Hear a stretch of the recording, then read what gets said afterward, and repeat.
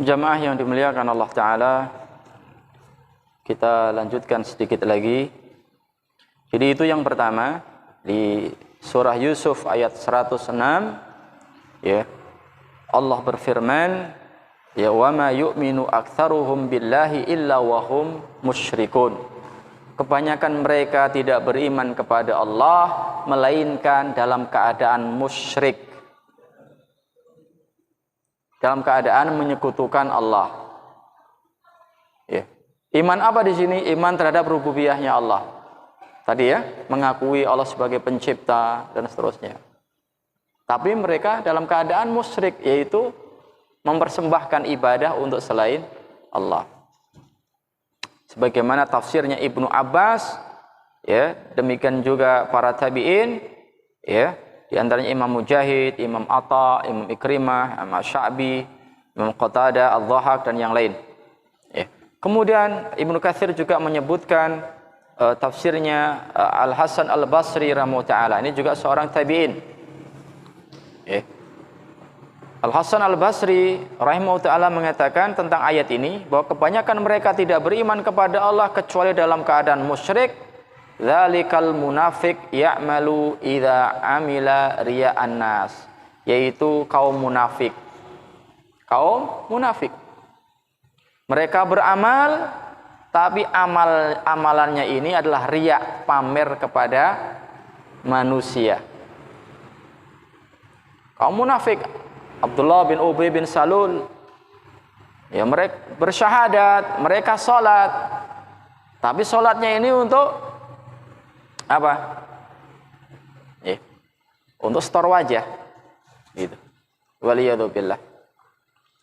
Kemudian Ibnu Katsir juga melanjutkan di kitabnya ini, wa thamma syirkun akhar. Di sana juga ada syirik yang lain. Khafiyun la yash'uru bi ghaliban fa'iluhu. Yaitu khafi, syirik yang sangat tersembunyi, yang sangat samar. La yash'uru bi ghaliban fa'iluhu. Orang yang melakukan syirik ini, ya, kebanyakannya tidak kerasa. Saking samarnya, saking tersembunyinya, sehingga orang yang melakukan kesyirikan ini hampir tidak terasa. Kama rawa Hamad bin Salamah, kemudian beliau membawakan riwayat dari Hamad bin Salamah seterusnya dengan sanadnya an Urwah taqal, dari Urwah beliau mengatakan dakhala Hudzaifatu ala maridin fara'a fi adudihi sayran faqata'ahu. Kata Urwah, ya, Hudzaifah, ini sahabat Nabi, ya, menjenguk orang yang sedang sakit. Hudzaifah Ibnu Yaman, sahabat Nabi, ya, menjenguk orang yang sedang sakit. Fara'a fi adudihi sayran, lalu melihat di lengannya ini ada tali, maksudnya untuk jimat. Ya. Faqata'ahu, maka Hudzaifah pun memutusnya. Diambil, cabut. Thumma qala, kemudian Hudzaifah Ibnul Yaman membaca ayat ini. Wa ma yu'minu aktsaruhum billahi illa wa hum musyrikun. Kebanyakan mereka tidak beriman kepada Allah kecuali imannya ini tercampur dengan kesyirikan. Iman pada Allah tapi pakai jimat, tercampur dengan kesyirikan. Makanya Hudzaifah tadi sikapnya bagaimana? Jenguk orang sakit, di lengannya ada jimatnya. Faqata'ahu, maka dipotong, diambil, putus gitu. Setelah itu dibacakan ayat ini. Maksudnya apa? Menasihati, jangan sampai imanmu tercampur dengan kesyirikan. Wa ma yu'minu aktsaruhum billahi illa wa hum musyrikun. Kebanyakan mereka tidak beriman kepada Allah melainkan dalam keadaan musyrik, menyekutukan Allah. Ya. Kemudian Ibnu Katsir bawakan riwayat lagi. Wa fil hadisi man halafa bi ghairil faqad asyraka. Barang siapa bersumpah dengan selain Allah maka dia telah berbuat syirik. Ya, karena bersumpah itu mesti menggunakan suatu yang sangat diagungkan. Itu haknya Allah untuk diagungkan, ta'zim. Lalu dia bersumpah menggunakan selain Allah, nama selain Allah. Berarti menyandingkan di sini. Walaupun jatuhnya syirik asghar. Maksud syirik asghar adalah tidak menyebabkan sampai batal imannya. Jadi sisi syiriknya dari sumpah adalah karena mengagungkan, di sini ada ta'zim, mengagungkan selain Allah Ta'ala, yang akan menyeret pada syirik akbar. Ya. Demi Allah, demi Rasulullah. Sering di masyarakat kita temui gitu. Tidak boleh kita kata demi Rasulullah. Dulu banyak orang mengatakan demi Ka'bah. Maka Rasul melarang, jangan kau ucapkan itu, tapi ucapkan wa rabbi Ka'bah, demi Rabbnya Ka'bah, demi Tuhannya Ka'bah. Ya. Demi cintaku. Nah, tidak boleh ini antum ngomong sama istri. Ya. Demi negeriku. Tidak boleh. Dalam apa namanya? Konteks sumpah ini tidak boleh. Ya. Demi ibuku. Tidak boleh. Syirik jatuh. Ya. Jadi banyakkan orang itu beriman tapi ternyata wahum musyrikun, tercampur dengan kesyirikan. Dan kata Ibnu Katsir ini khafi, tersembunyi. Artinya apa? Samar, hampir tidak terasa pelakunya. Kemudian Ibnu Katsir juga membawakan riwayat. Ya. Dengan sanadnya, hadatsana Abu Muawiyah, hadatsana A'mas an Amr bin Murrah, an Yahya al-Jazar, an ibni akhi Zainab, an Zainab imraati Abdullah bin Mas'udin. Ya. Dari Zainab, istrinya Ibnu Mas'ud. Zainab ini orang kaya, fadhal iman. Ibnu Mas'ud ini sahabat Nabi yang miskin. Miskin harta tapi kaya ilmu. Ya. Dan juga walaupun secara fisik tidak begitu ini, ya, karena lututnya ini betisnya kecil, pernah manjat, kelihatan itu diketawain sama ya para sahabat. Rasulullah mencegah, apa yang kau tertawakan melihat betisnya Ibnu Mas'ud yang kecil ini, ya. Kata Nabi SAW, demi Allah, ya, betis ini lebih mulia dibanding apa gitu sebetulnya dalam riwayat, ya. Ibnu Mas'ud pernah mengatakan pada istrinya, ya, ketika istrinya ini sudah jatuh tempo untuk bayar zakat mal, kenapa engkau tidak bayar zakat padaku? Istrinya yang kaya. Maka Zainab ini istrinya mengatakan, "Ndak, aku tanya dulu sama Rasulullah." Coba kata Zainab, "Wahai suamiku, tanyakan hal ini kepada Rasulullah." Ibnu Mas'ud enggak begitu ini. Ya coba kamu sendiri aja yang tanya. Ini pernah saya sampaikan di Syarah Riyadhus Shalihin, ya. Dulu, ya. Akhirnya Zainab datang ke rumahnya Nabi, di situ ada Bilal depan pintu. Kata Zainab, "Ya Bilal, sampaikan pada Rasulullah ada seorang wanita hendak minta fatwa." "Siapa?" "Zainab." "Sampaikan." "Zainab siapa?" "Ya pokoknya Zainab." Ya. Kemudian ditanyakan hal ini. Bagaimana istri membayar zakat kepada suaminya? Maka Nabi mengatakan, "Laki ajran." Kamu dapat 2 pahala. Ajrus sedekah wa ajrus silah. Pahala yang pertama pahala sedekah kamu, yaitu zakat kamu. Yang kedua ajrus silah, yaitu pahala untuk menyambung kerekatan hubungan dengan istri. Masya Allah. Di hukumnya boleh. Nah, kita akan baca ini hadisnya Zainab. Ini juga banyak faedahnya terkait pembahasan tauhid. Ya. Jadi Zainab istrinya Abdullah bin Mas'ud mengatakan, "Kana Abdullah idza jaa min hajatin fantaha ilal babi tanahnaha wa basaqa qarahatan an yahjuma mina ala amrin yakrahuhu." Kata Zainab, tadi siapa Zainab? Istrinya Abdullah bin Mas'ud. Abdullah bin Mas'ud sahabat Nabi yang mulia. Bahkan dulu pernah menjadi khadim, pembantunya Nabi sallallahu alaihi wasallam. Kata Zainab, kebiasaannya Abdullah bin Mas'ud, ya, apabila keluar rumah karena ada suatu keperluan, lalu sudah selesai kembali ke rumahnya, kalau sudah sampai di pintu rumah, tanah naha. Tanah Nahai itu apa bahasa? Itu bahasa apa? Bahasa Indonesianya? Dehem. Jadi kalau pulang ada keperluan, pulang ke rumah, kalau sudah depan pintu, kata Zainab, kata istrinya Ibnu Mas'ud, biasanya Abdullah bin Mas'ud itu dehem. Ya. Lalu juga meludah. Kenapa? Karohatan an yajuma mina ala amrin yakrahu. Ya, untuk memberikan sinyal maksudnya supaya nanti Ibnu Mas'ud ketika masuk rumah itu tidak melihat sesuatu yang tidak disukai. Artinya apa? Supaya yang dalam rumah itu siap-siap. Ingin pakai baju yang bagus, pakai ini. Kadang-kadang kan kalau langsung assalamualaikum masuk kan belum siap masih pakai ini. Atau ada tamu atau ada sesuatu apa gitu. Kalau langsung celonong gitu loh. Makanya kasih sinyal dulu. Itu. Oh, berarti itu suaranya nih. Siap-siap kan gitu. Mungkin ada sesuatu apa gitu. Ini. Dan juga supaya tidak mengejutkan apalagi malam hari. Dan ini ibu-ibu ya, ketika ada ketok pintu, ada salam, ya, jangan langsung dibukakan. Tengok dulu, diintip. Ya, benar enggak suaminya? Kadang-kadang suara apalagi habis tidur kalau assalamualaikum. Ini biasanya jam sekian ini suaminya pulang. Ternyata mungkin orang lain kan bahaya. Ya, makanya dipastikan dulu. Intip jendela pakai korden. Oh iya. Ya, itu. Dan sebagai suami juga sama, ketika masuk rumah, kebiasaan misalnya klakson motor, nah itu motornya ada jelas itu. Ya.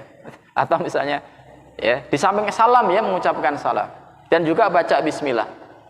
Ya, karena dalam hadis disebutkan kalau masuk rumah baca bismillah maka setan mengatakan la mabita lakum, Anda ada tempat nginep malam ini. Wala asya'a lakum, tidak ada makanan malam untuk kalian. Jadi kalau masuk rumah baca bismillah, assalamualaikum, setan tidak bisa ikut numpang nginep di situ, tidak bisa ikut makan. Tapi kalau tidak baca, wah, ya, ini ada asya, ada makan malam, ada tempat nginep. Ya, makanya jangan biarkan setan ikut kita masuk rumah. Ini adab. Ya, jadi sampai mengucapkan salam, juga baca bismillah, ya, untuk memberikan sinyal. Ya, ketuk pintu, tok tok tok tok, gitu kan. Lalu dehem. Gitu. Oh tahu, oh ini suami saya ini dehemnya. Intip dulu. Tapi bisa juga nanti orang lain niru-niru kan bisa juga. Ini. Nah ini lihat. Jadi Zainab mengatakan demikian. Kebiasaannya Ibnu Mas'ud kalau mau masuk rumah, ya itu dehem dulu, ya meludah, ya karena khawatir nanti beliau melihat sesuatu yang tidak disukai di dalam rumahnya. Qalat, lalu Zainab berkata lagi, wa innahu ja'a dzata yaumin fatanahnaha wa indi ajuzun,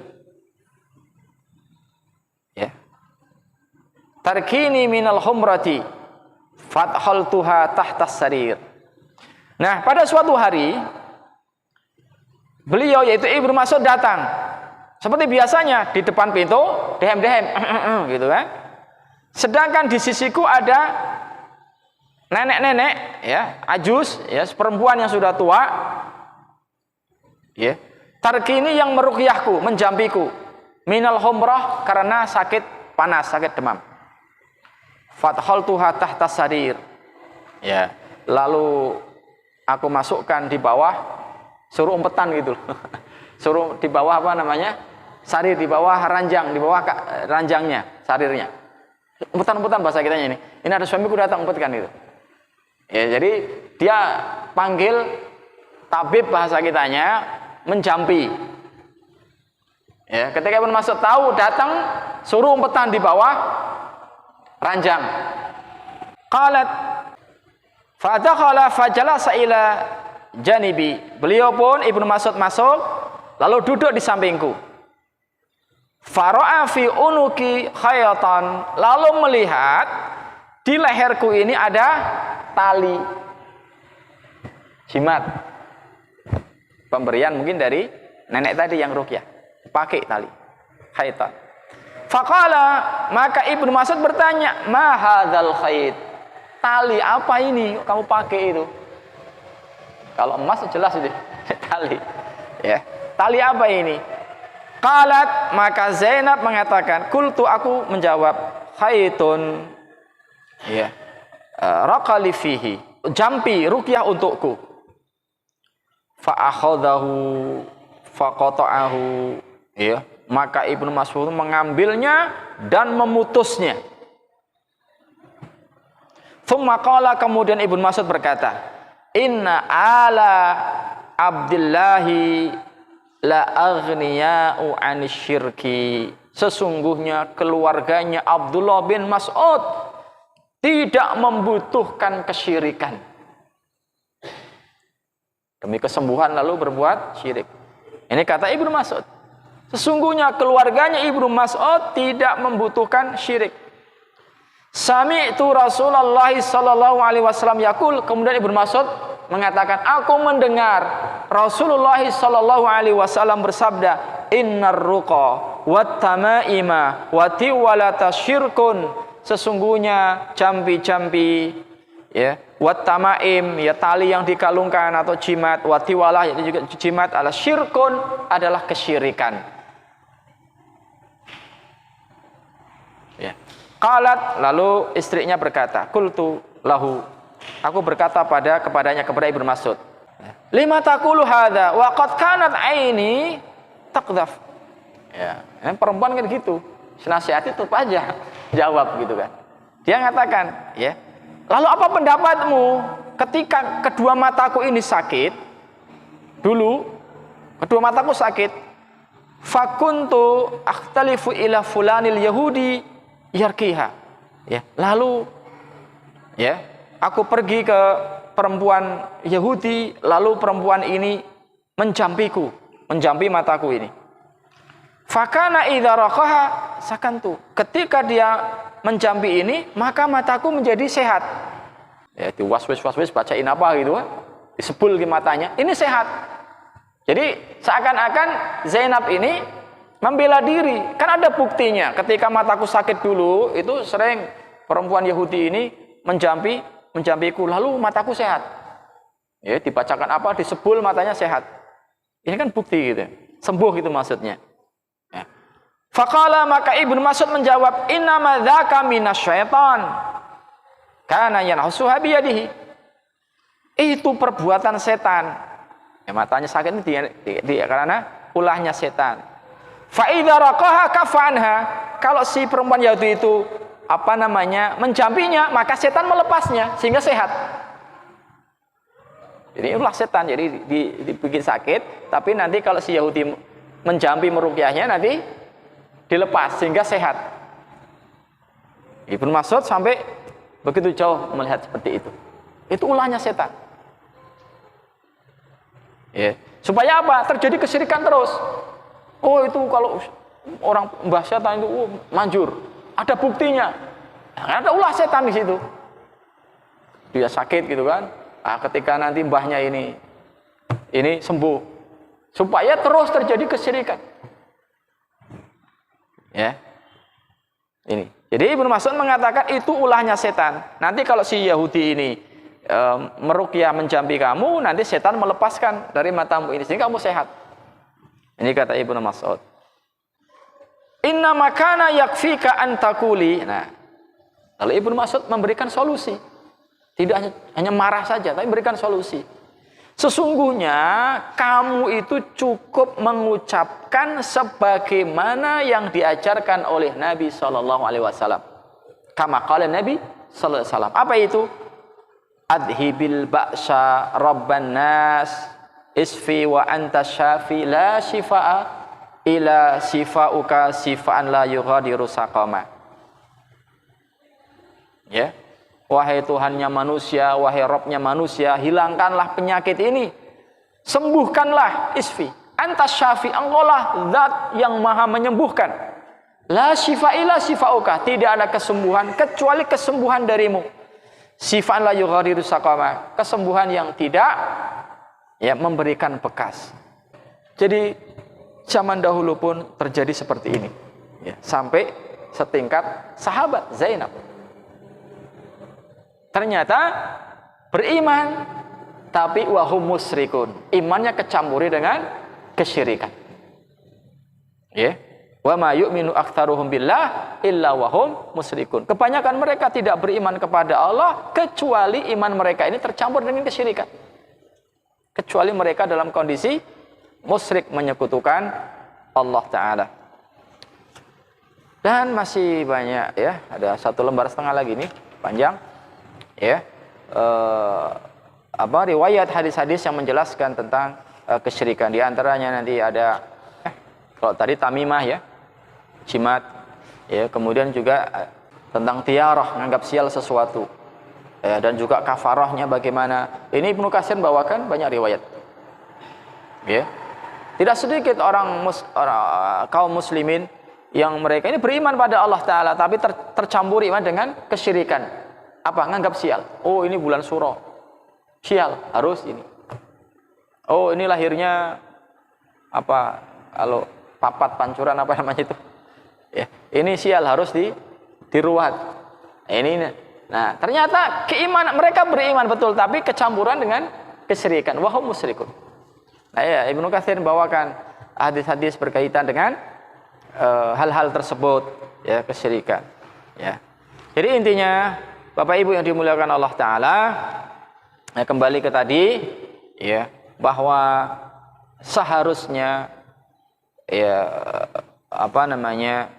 tauhid rububiyah ini melazimkan, mengharuskan untuk ya tauhid uluhiyah. Kalau sudah mengakui Allah sebagai Rabb, Allah yang menyembuhkan, ya berarti minta kesembuhan kepada Allah. Kalau sudah mengakui rububiyahnya Allah, Allah adalah yang berikan rezeki, maka cari rezeki mintanya kepada Allah Ta'ala. Ya. Kalau Allah yang menciptakan, yang mengatur alam semesta ini dan seterusnya, maka tidak boleh menjadikan selain Allah sebagai sesembahan. Tidak boleh berdoa meminta kepada selain Allah pada sesuatu yang hanya Allah yang mampu untuk mengabulkannya. Ya. Ini.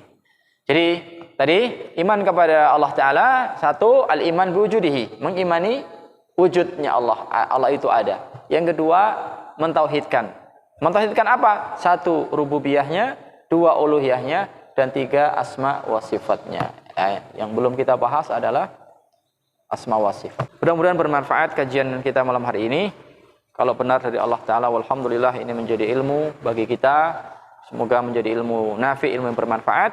Ya, kalau salah dari pribadi saya mohon maaf yang sebesar-besarnya. Wa akhiru da'wana alhamdulillahi rabbil alamin. Assalamualaikum warahmatullahi wabarakatuh.